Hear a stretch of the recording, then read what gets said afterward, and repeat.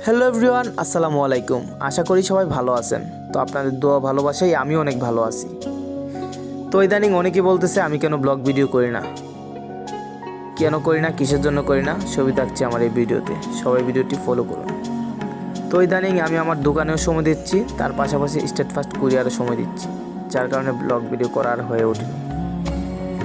তো আজকে যে উদ্দেশ্যে আমার এই ভিডিওটা, সেটা হচ্ছে আমরা আজকে যাব হচ্ছে বিশ্বরোড। তো বিশ্বরোড থেকে যাব হচ্ছে ব্রাউনবাড়িয়া রেল স্টেশনে।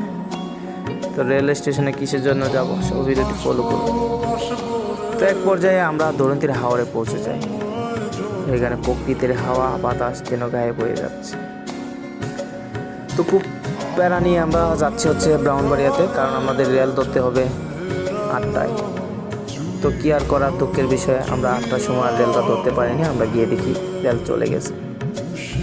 তো প্রায় 1 ঘন্টা বসে থাকার পর রেল স্টেশনে দেখলাম একটি রেল আসলো। তো সেই রেল দিয়ে আমরা চলে গেলাম ঢাকার উদ্দেশ্যে। এক পর্যায়ে আমি রেলগাড়িতে ঘুমিয়ে যাই। তো ঘুমিয়ে যাওয়ার পরই দেখলাম হঠাৎ ঢাকা পৌঁছে গেলাম। কখন যে পৌঁছে গেলাম তার টেরই পাইনি। আসসালামু আলাইকুম, আবারও দেখাবো নেক্সট ভিডিওতে।